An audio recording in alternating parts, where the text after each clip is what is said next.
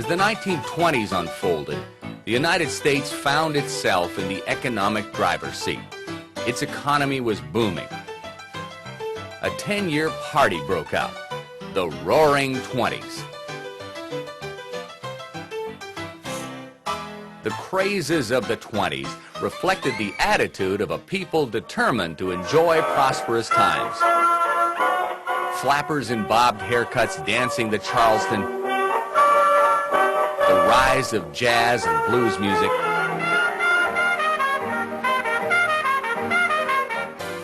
alcohol was prohibited in 1920, but bootleg whiskey, supplied by very competitive gangsters, was smuggled into thousands of speakeasies. Times were good, jobs were plentiful, and people were starting to live the American dream.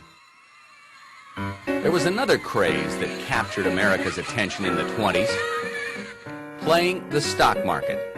Credit made it easy. You could buy any amount of stock for as little as 10% of its value and borrow the rest. Here's how it worked. If you wanted to buy 1,000 shares of a company's stock, which is priced at $10 a share, the total price would be $10,000.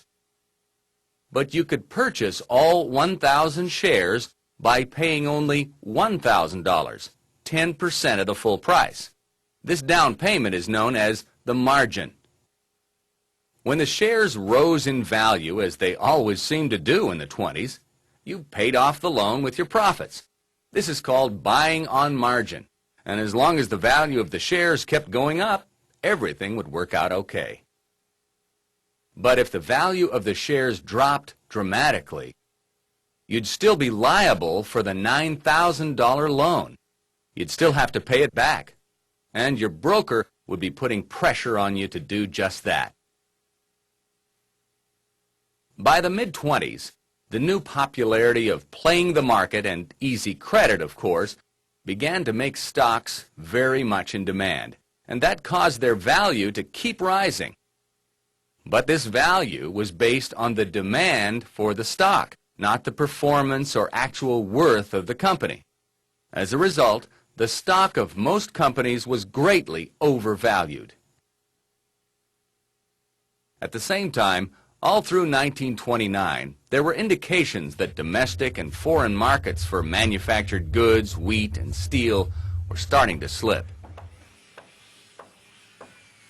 Europe had recovered from the war and was much less dependent on North American goods. And many countries had started to put tariffs on imports to protect their domestic markets. Unable to sell as much of their goods, American factories started to stockpile their products, but kept right on producing.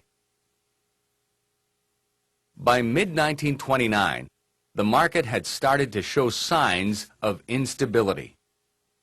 Sudden trading bursts and price drops became almost routine. Experts warned that a drastic correction was fast approaching.